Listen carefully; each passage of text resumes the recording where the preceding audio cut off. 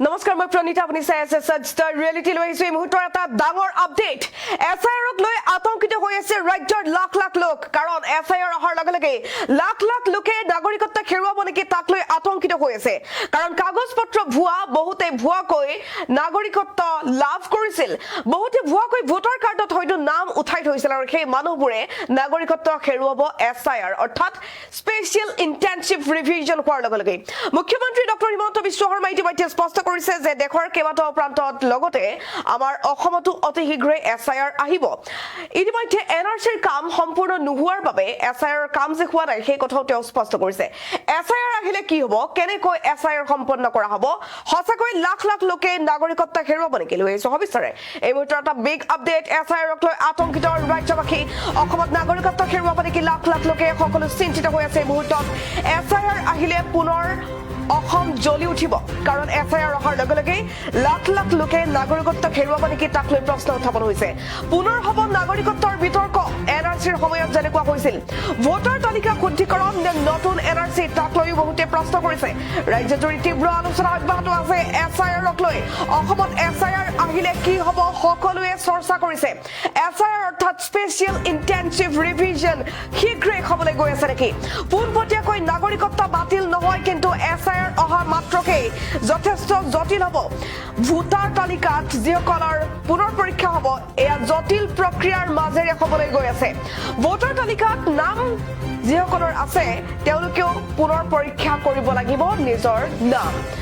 মৃত ব্যক্তি ডুপ্লিকেট বা স্থানান্তৰিত ভোটাৰৰ নাম বাদ পৰিব এছআইআৰ প্ৰক্ৰিয়াত প্ৰয়োজন হলে নাগৰিকত্ব সম্পৰ্কীয় নথি পুনৰ বিচৰা হ'ব অৰ্থাৎ আপুনি প্ৰকৃত ভাৰতীয় নাগৰিক হওক কিন্তু তথাপিও পুনৰ আপুনি পৰীক্ষা কৰিবই লাগিব কেৱল বৈধ ভাৰতীয় নাগৰিকহে ভোটাৰ তালিকাত থাকিব বাকীসকল চালনীৰে চালি পেলাই দিয়া হ'ব এছআইআৰ চালনীত হাৰি নাযাব সেই লোকসকল যিসকলে ভুৱাকৈ নাম উঠাইছিল ভোটাৰ তালিকাত অসমত কিয় ইমান সংবেদনশীল এই বিষয়টো অসমত ইতিমধ্যে এনআৰচি প্ৰক্ৰিয়া চলি আছে সকলোৱে জানে এনআৰচি প্ৰক্ৰিয়া সম্পূৰ্ণ হোৱাৰ পাছত এনআৰচিও এক বিতৰ্কত সাঙুৰ খাইছে কাৰণ এনআৰচিক লৈ বহুতে প্ৰশ্ন উত্থাপন কৰিছে এনআৰচিক লৈ ইতিমধ্যে আৰটিআই মৰা হৈছিল এনআৰচি চূড়ান্তভাৱে নিষ্পত্তি নোহোৱাৰ বাবে এতিয়া অসমত এছআইআৰ হোৱা নাই এই কথা সকলোৱে জানে নিৰ্বাচন আয়োগে অসমৰ বাবে পৃথক স্পেশাল ৰিভিজন প্ৰক্ৰিয়া গ্ৰহণ কৰিছিল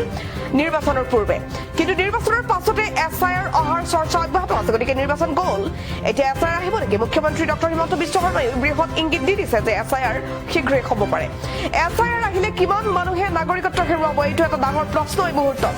বৰ্তমানলৈ কোনো চৰকাৰী তথ্য নাই কিন্তু এছআইআৰ অহা মাত্ৰকে ভুৱা নাগৰিক যে বাদ পৰিব সেইটো নিশ্চিত এছআইআৰ ফলত ভোটাৰ তালিকাৰ পৰা বহু লোকৰ নাম বাদ পৰিব পাৰে এই কথা নিশ্চিত কিন্তু সেয়াই নাগৰিকত্ব হেৰুওৱা বুলি নুবুজায়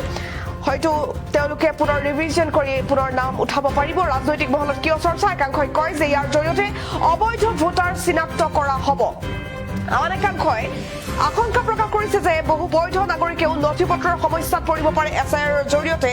তেওঁলোকে হয়তো নাগৰিকত্ব হেৰুৱাব পাৰে এছআইআৰ মানে নাগৰিকত্ব বাতিল নহয় ই মূলতঃ ভোটাৰ তালিকা শুদ্ধিকৰণৰ এক অভিযান অসমত এনআৰচি আৰু নাগৰিকত্ব বিষয়ৰ বাবে এই প্ৰক্ৰিয়া অতি স্পৰ্শকাতৰ হৈ পৰিছে কিমান মানুহ প্ৰভাৱিত হ'ব সেয়া বৰ্তমান কোনো চৰকাৰী সংস্থাই ঘোষণা কৰা নাই কিন্তু এছআইআৰক লৈ সকলো আতংকিত হৈ আছে এছআইআৰ অহা মাত্ৰকেই নাগৰিকত্ব হেৰুৱাব পাৰে লাখ লাখ লোকে অসমত নাগৰিকত্ব হেৰুৱাব নেকি লাখ লাখ লোকে এই মুহূৰ্তত ডাঙৰ প্ৰশ্ন এছআইআৰক লৈ সকলো আতংকিত সকলো চিন্তিত হৈ আছে এছআইআৰ অহা মাত্ৰকে অসম পুনৰ জ্বলিব এনআৰচিৰ সময়ত যি বিতৰ্ক হৈছিল ঠিক তেনেকুৱাকৈ পুনৰ নাগৰিকত্বৰ বিতৰ্ক ইতিমধ্যে আৰম্ভ হৈ গৈছে এছআইআৰক লৈ ভোটাৰ তালিকা শুদ্ধিকৰণ নে নতুন এনআৰচি তাক লৈ প্ৰশ্ন কৰিছে সকলোৱে ৰাজ্যজুৰি তীব্ৰ আলোচনা অব্যাহত আছে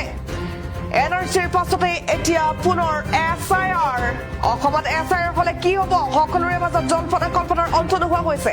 এছআইআৰ অৰ্থাৎ স্পেশাল ইন্টেনসিভ ৰিভিজন শীঘ্ৰে আহিব অসমলৈ পোনপটীয়া নাগৰিকত্ব বাতিল নহয় কিন্তু যথেষ্ট জটিল হ'ব ভোটাৰ তালিকা পুনৰ পৰীক্ষাৰ এক জটিল প্ৰক্ৰিয়া সম্পূৰ্ণ হ'ব এছআইআৰৰ জৰিয়তে ভোটাৰ তালিকাত নাম থকা লোকসকলেও পুনৰ পৰীক্ষাৰ মাজেৰে যাব লাগিব মৃত ডুপ্লিকেট বা স্থানান্তৰিত ভোটাৰৰ নাম বাদ পৰিব এছআইআৰৰ জৰিয়তে প্ৰয়োজন হলে নাগৰিকত্ব সম্পৰ্কীয় নথি পুনৰ বিচৰা হ'ব সকলোৱে পুনৰ বৈধ নাগৰিক বুলি প্ৰমাণ কৰিব লাগিব কেৱল ভাৰতীয় নাগৰিকহে থাকি যাব এছআইআৰৰ চালনীত সৰি পৰিব ভুৱা নাগৰিক সকলো ভুৱা নাগৰিকক বাদ পেলাব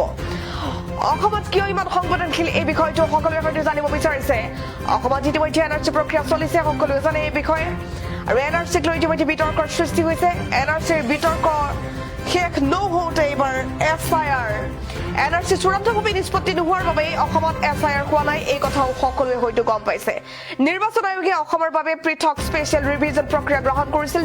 নিৰ্বাচনৰ পূৰ্বে এছআৰ হৈছিল আৰু এতিয়া নিৰ্বাচনৰ পাছত এছআইআৰ অহাৰ চৰ্চা চলিছে মুখ্যমন্ত্ৰী ডক্টৰ হিমন্ত বিশ্ব শৰ্মায়ো ইতিমধ্যে বৃহৎ ইংগিত দিছে এছআইআৰক লৈ